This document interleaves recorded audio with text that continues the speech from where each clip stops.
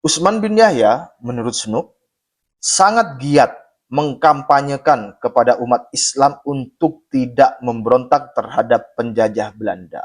Dalam pandangan Snook, semua karangan Utsman bin Yahya bertujuan untuk mencegah umat Islam memberontak terhadap penjajah Belanda. Karena ia berpihak pada pemerintah Belanda dan selalu berusaha untuk merugikan orang sebangsanya sebagai sekutu pemerintah Belanda yang anti-Muhammadan. Dalam hal ini, Utsman bin Aqil, Sayyid yang terkenal itu, membantu pemerintah Belanda. Ia hanya memikirkan diri sendiri dan tidak memikirkan kaum Muhammadan. Tetapi seorang seperti Sayyid Utsman yang secara tulus setia kepada orang Belanda itu, peran penting Syekh Utsman bin Yahya Balwi dalam membantu penjajah Belanda. Tulisan Kiai Haji Madudin Utsman Al-Bantani tanggal 5 Januari 2026, yaitu hari ini. Teman-teman bisa membacanya sendiri di rminubanten.or.id. Linknya saya letakkan di kolom deskripsi. Sebelum saya membacakan tulisan beliau, di tulisan ini dari awal sampai akhir teman-teman akan memperoleh gambaran bahwa Utsman bin Yahya itu memang antek penjajah Belanda.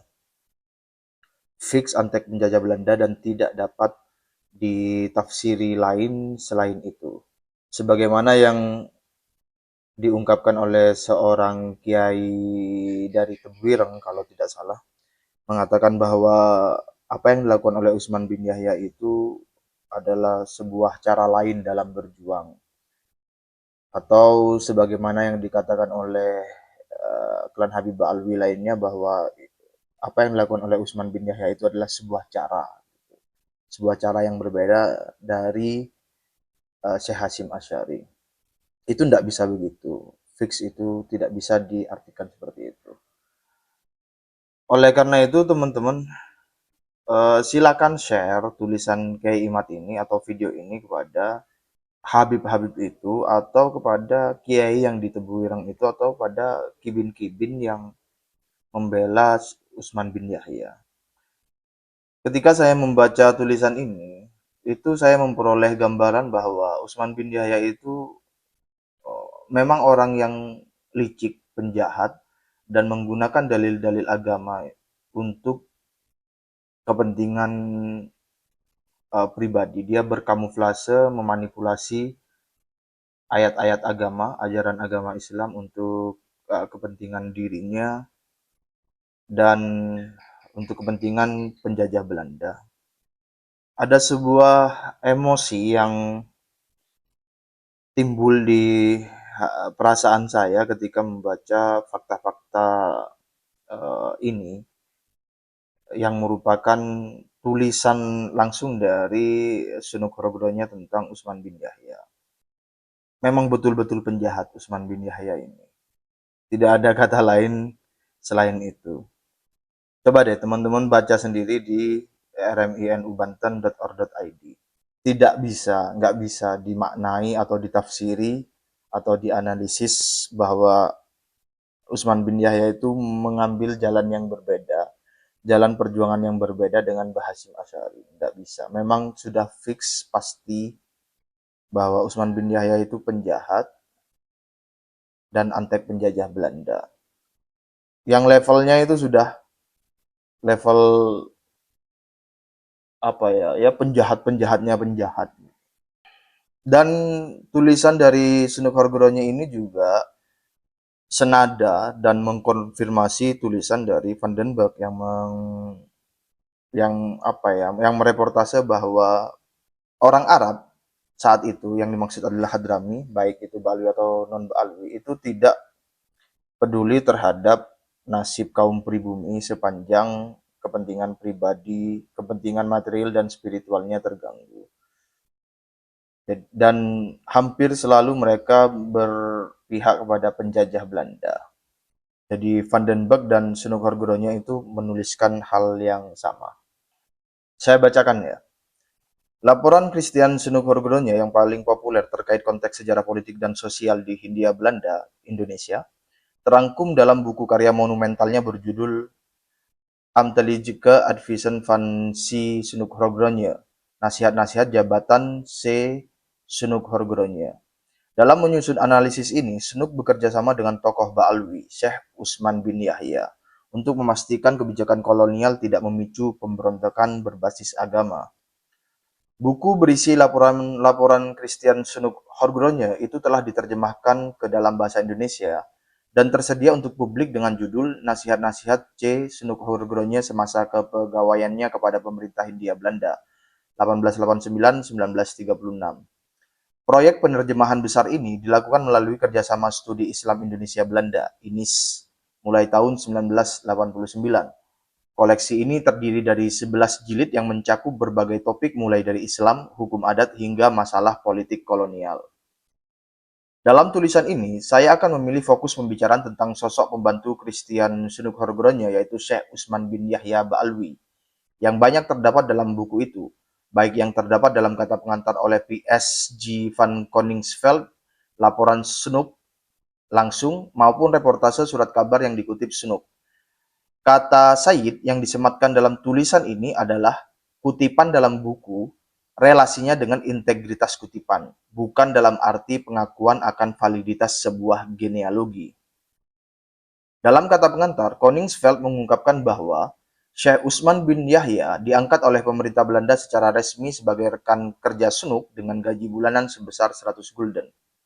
Koningsveld berkata, peninggalan tulisan para rekan Snook lainnya yang berbangsa Indonesia, terutama peninggalan rekannya yang terdekat yang pada usia lanjut meninggal pada tanggal 18 Januari 1914, yaitu Sayyid Utsman, seorang ahli hukum yang berasal dari Hadramaut.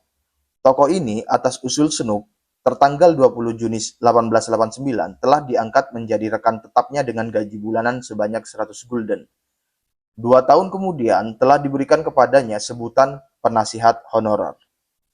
Tulisan-tulisan yang banyak jumlahnya, diantaranya sejumlah fatwa, dan karyanya yang sangat dihargai oleh Snook dan pemerintah Belanda. Dari beberapa tulisan tersebut yang dianggap sebagai dukungan terhadap kekuasaan Belanda, dibayarlah biaya percetakan oleh pemerintah Hindia Belanda. Selain itu, sejumlah terbitan itu juga digalakkan penyebarannya di antara penduduk, meskipun dengan jalan tidak langsung. Sebabnya, karena penyebaran yang langsung dari pihak pemerintah tidak pantas dianjurkan, karena dengan cara demikian, kepercayaan penduduk terhadap isi tulisan itu mudah dirugikan. Snook Horgrone, nasihat-nasihat Snook Horgrone semasa kepegawaiannya kepada pemerintah Hindia Belanda 1889-1936, INIS 1989, jilid 1, halaman angka Romawi LVII. Koningsveld juga mengungkapkan bahwa Utsman bin Yahya sangat berperan dalam menekan umat Islam agar tidak melakukan perang sabil. Menurut Utsman, orang yang punya maksud-maksud nafsu, kehormatan, dan uanglah yang menganjurkan perang sabil tersebut. Koningsveld berkata, perhatian istimewa diberikan dalam karangan ini kepada perjuangan Sayyid Utsman melawan penyebaran ajaran tentang perang sabil atau perang suci melawan kaum kafir. Yang lebih buruk lagi daripada permainan kata yang berwenang serta praktik-praktik mistik ialah, menurut Sayyid itu, bila ada orang yang memberanikan diri, demi tercapainya maksud-maksudnya yang bernafsu kehormatan dan bernafsu uang, untuk mengkhotbahkan perang sabil demi agama. Agar benar-benar sah, perang seperti itu menghendaki dipenuhinya banyak syarat yang tidak ada di sini. Sebagian syarat-syarat itu terjadi dari sifat-sifat kaum muslimin yang menjalankan perang itu. Sebagian terjadi dari perbuatan kaum kafir yang menjadi sasaran perang tersebut. Tetapi baik di pihak sini maupun di pihak sana, kata Sayyid kita, di negeri ini tidak terdapat syarat-syarat tersebut. Maka mereka yang dengan mengabaikan itu mengkhotbahkan perang sabil juga adalah orang celaka yang membawa bencana atas dirinya sendiri maupun orang-orang seagamanya yang tidak bersalah. Nasihat, jilid 1, halaman angka Romawi LXI sampai LXII. Menurut Koningsveld, Utsman mencela perjuangan rakyat Bekasi dan Cilegon, Banten yang berjuang mengusir penjajah Belanda dan menyebut para pemimpin pergerakan itu sebagai orang-orang yang berniat jahat. Koningsveld berkata, Sayyid Utsman dengan panjang lebar membicarakan pokok ini, dan antara lain mencela huru-hara yang terkenal di Bekasi dan Cilegon sebagai gerakan pemimpin-pemimpin yang berniat jahat serta massa rakyat yang tertipu.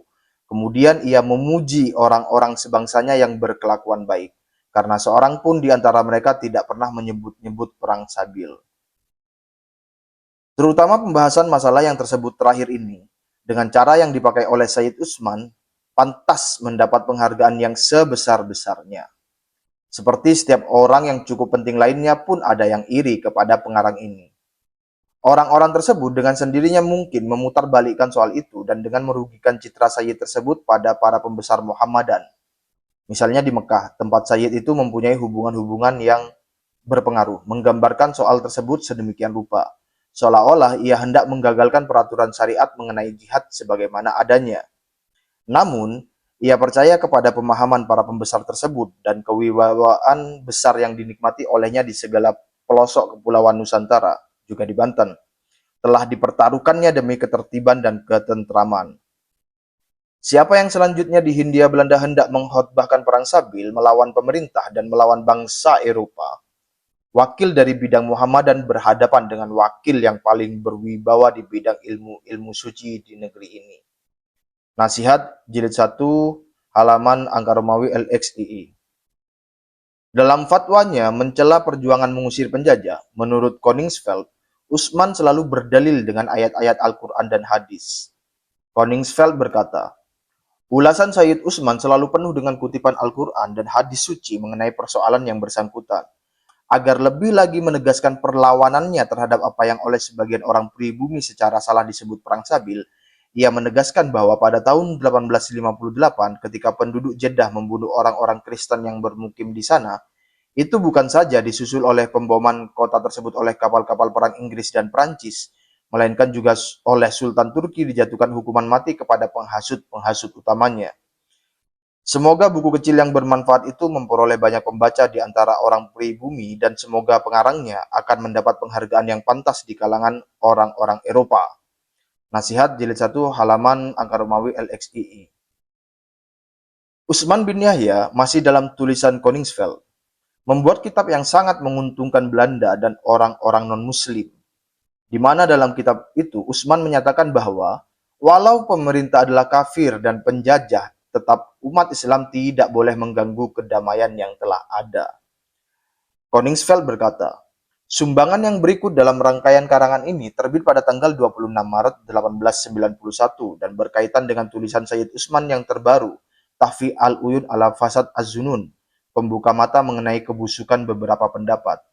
Karangan tersebut memberikan perhatian khusus terhadap kritik Sayyid Utsman kepada orang-orang yang karena disesatkan oleh beberapa naskah yang mereka pahami dalam bab-bab syariat tentang jihad, menyangka bahwa seseorang sudah dapat bertanggung jawab di hadapan Allah jika orang tersebut, sebagai Muhammadan, mengambil harta orang-orang kafir, Cina, ataupun Belanda untuk dirinya sendiri.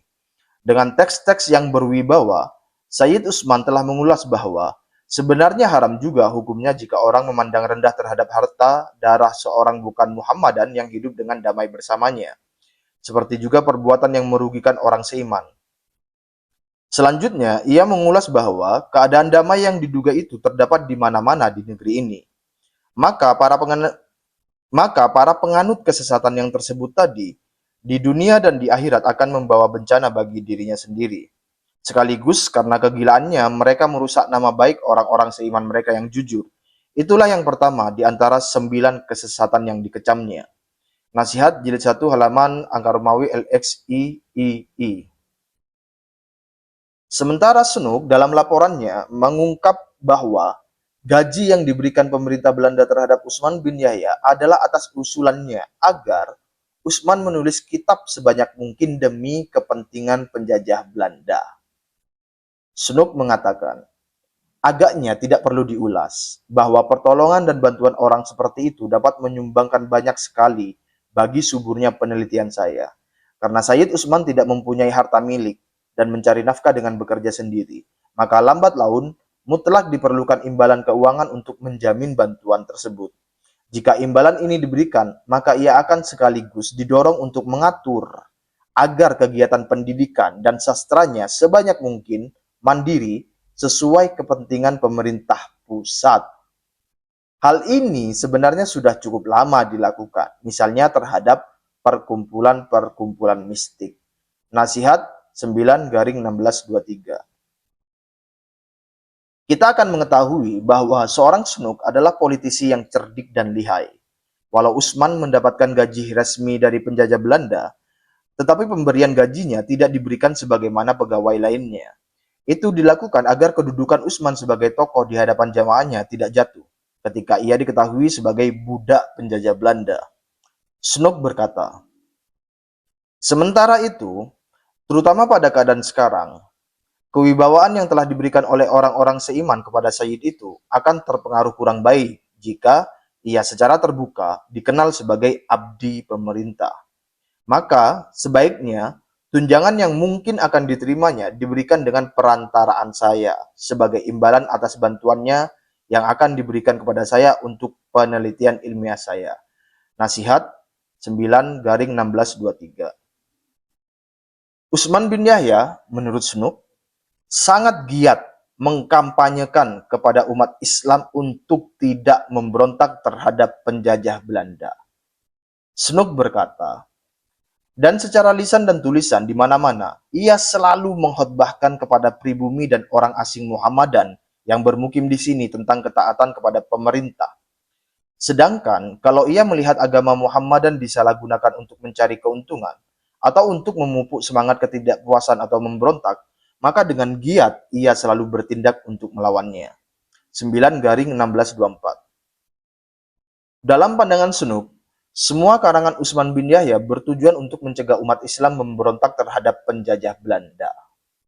Snook berkata, pada intinya, semua karangan Sayyid Usman yang banyak jumlahnya bertujuan untuk menunjukkan jalan bagi orang Muhammadan yang beriman, meskipun yang di bawah pemerintahan yang bukan Muhammadan, agar memenuhi kewajiban ibadah mereka sesetia mungkin, tanpa melawan kekuasaan yang ada, baik dengan kata maupun tindakan. Nasihat 9-1628. Dalam laporannya kepada Gubernur Jenderal Belanda, Snook mengungkap adanya usaha orang-orang terpelajar yang mengirim berita ke Konstantinopel dan Mesir akan keadaan di Nusantara. Dalam berita itu pula disebut adanya kecaman-kecaman terhadap sosok Usman bin Yahya. Snook berkata, wartawan yang berniat buruk dari sini telah membaca bahwa Sayyid Usman menganggap dirinya sebagai pintu yang sebenarnya dan hendak menunjukkan kunci yang sebenarnya. Wartawan tersebut menegaskan bahwa tidak seorang pun akan menganggapnya sebagai orang seperti itu karena ia berpihak pada pemerintah Belanda dan selalu berusaha untuk merugikan orang sebangsanya. Nasihat 9-1630. Snook Horgronya berusaha mengangkat nama baik Usman bin Yahya yang dihujat di tanah air sebagai pendukung penjajah kafir, dengan memohon kepada Gubernur Jenderal Belanda agar mengadakan permintaan diplomatik kepada pemerintah Turki agar memberikan penghargaan kepada Usman bin Yahya. Ini dilakukan agar misi Belanda untuk menjadikan Usman bin Yahya orang yang dihormati di tanah air akan tetap terjaga, agar misi penjajah bisa lancar. Snook berkata, kehadapan yang mulia Gubernur Jenderal, sambil menyerahkan kembali surat kementerian yang disampaikan kepada saya dengan surat kiriman Sekretaris Umum tertanggal 29 September 1900 LAH, sangat rahasia. Dengan hormat, saya melengkapi surat saya yang sangat rahasia tertanggal 7 Oktober 1900, nomor 64, dengan catatan bahwa surat kiriman yang diterima Profesor De Goje dari Duta Turki di Gravenhage tentu saja hanya sedikit atau sama sekali tidak akan berpengaruh atas usaha yang menghentikan agitasi yang ditujukan kepada Sayyid Usman sebagai sekutu pemerintah Belanda yang anti-Muhammadan. Tetapi ucapan resmi Syekh Al-Islam akan merupakan titik pertemuan yang diinginkan bagi keinginan yang akan diucapkan oleh Duta Sri Baginda di Konstantinopel pada pemerintah Turki. Keinginan ini mengenai tanda penghargaan yang hendaknya dianugerahkan kepada Sayyid tersebut. Nasihat 9-1745. Snook juga mengungkap banyaknya sentimen negatif dari kaum terpelajar yang dimuat dalam surat kabar asing. Di antaranya, dalam hal ini, Usman bin Aqil, Sayyid yang terkenal itu, membantu pemerintah Belanda. Ia hanya memikirkan diri sendiri dan tidak memikirkan kaum Muhammadan. Nasihat 9-1745. Dalam nomor 1255 surat kabar Anda, telah saya baca surat dari Jawa, yang memberitakan tentang apa yang dikatakan oleh Utsman bin Aqil di depan saudara-saudara seimannya orang pribumi. Ini dikatakan dengan maksud mencemooh, seperti juga dalam surat-surat lain ia disebut sebagai Utsman atau Syekh Utsman dan bukan Sayyid Utsman. Sesudah salat Jumat, yaitu bahwa konsul Turki yang dahulu telah terpaksa meninggalkan Betawi. Karena sayalah konsul tersebut yang telah pergi, dan karena pemberitaan tersebut hanya karangan belaka, maka saya sampaikan surat ini kepada Anda. Dengan permintaan sudilah memuatnya dalam surat kabar Anda, agar pemberitaan itu dimusnahkan, dusta itu digagalkan, dan agar pemerintah pusat yang mulia hendaknya ditaati, serta pendiriannya yang luhur dijunjung. Sebab berjuta-juta penduduk Jawa dan negeri-negeri sekitarnya sangat percaya terhadapnya. 9-1747. Sayyid Utsman berlagak beragama di hadapan orang-orang seiman. Misalnya dengan menolak menghadiri pesta perkawinan di mana terjadi hal-hal yang dilarang oleh syariat muslim, seperti musik dan sebagainya. Tetapi, ia mengiringi Gubernur Jenderal Van der Wijk ke Tanjung Priuk. Padahal ia tahu bahwa di sana akan ada baik musik maupun hal-hal lain yang terlarang. Sementara itu pernah saya melaporkan kepada Anda bagaimana ia bangkit dan meninggalkan pertemuan kaum Sayyid di mana diperdengarkan musik. Padahal musik itu pun telah dihentikan demi kemauan dia. Begitu pula dalam pesta perkawinan anak Umar Aidit, kepala penduduk Arab di Betawi ini, menyuruh agar dibacakan riwayat Maulid Nabi sebelum potret Ratu Wilhelmina dipindah dari ruang pesta itu. Tetapi 1 tahun sebelumnya, ia menyuruh agar dicetak sebuah doa untuk sang ratu yang dibacakan di masjid-masjid pada tanggal 2 September 1897.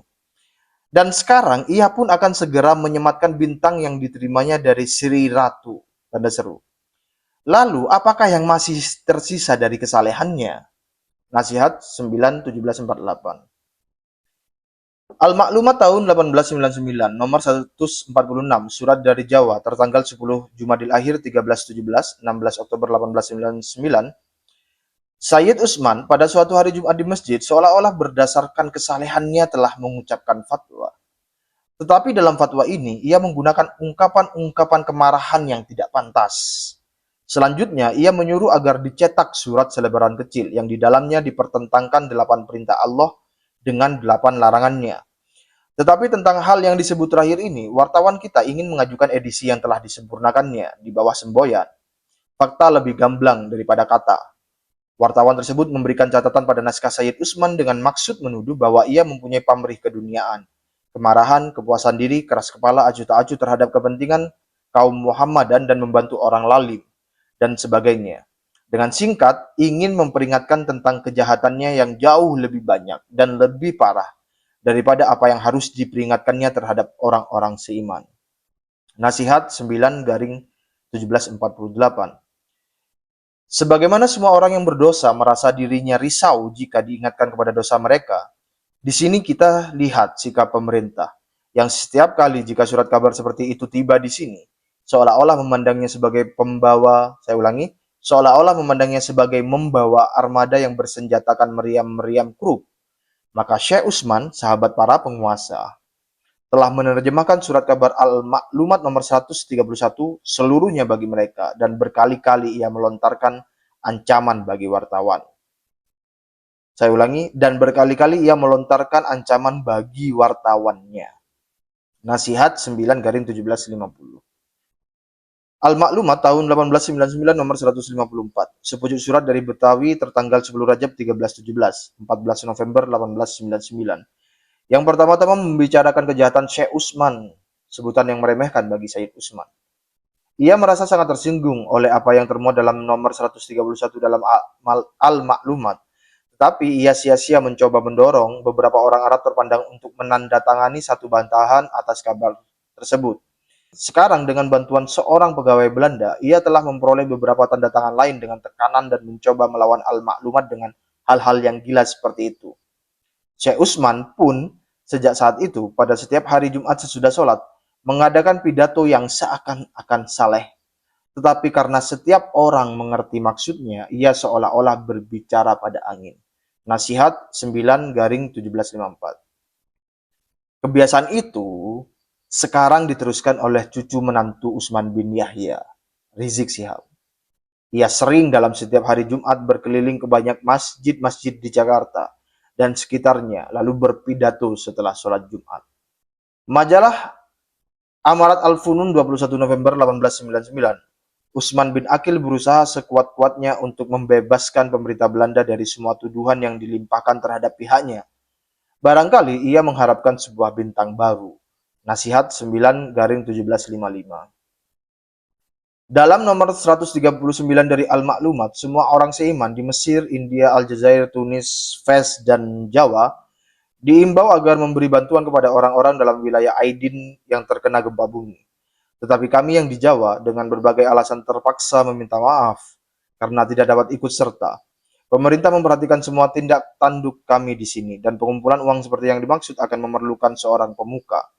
Tetapi seorang seperti Sayyid Usman yang secara tulus setia kepada orang Belanda itu akan takut kehilangan kedudukannya di pemerintah kalau ia berbuat begitu. Lebih-lebih hal itu tidak dapat diharapkan dari Sayyid Umar Aidid, kepala penduduk Arab. Sebab bagi pemerintah, ia harus memperhatikan segala hal dan kemudian, seperti para kepala penduduk Arab lainnya, maksudnya ini klan Ba'alwi ya, klan Ba'alwi dan Hadrami lainnya ya. Ia hanya memikirkan kepentingannya sendiri. Jadi harus ada prakarsa dari pihak konsul Turki di Betawi. Tetapi pejabat tersebut terhalang dari tindakan itu karena alasan-alasan yang tidak diketahui. Nasihat 9-1757. Misbahus Syirak, Kairo nomor 39, 28 Januari 1900. Sangat mengesalkan ialah pertolongan Usman bin Aqil yang diberikan kepada pemerintah, yaitu cara ia melaporkan saudara-saudaranya. Bagaimana ia di mana-mana berkhotbah bahwa pemerintah luhur, dalam kurung pemerintah Turki, tidak campur tangan lagi dengan kaum mukminin di kawasan sini. Ia meramalkan hal yang buruk kepada orang yang banyak pergi ke tempat konsul Turki di Betawi. Usman bin Aqil digunakan oleh orang Belanda demi kepentingan mereka dan guna merugikan kaum Muhammadan. Nasihat 9-1768. Demikian sosok Usman bin Yahya Ba'alwi dalam dokumenter primer dari laporan Snoop Hurgronya. Semoga bermanfaat. Penulis Kiai Haji Imaduddin Usman Al-Bantani.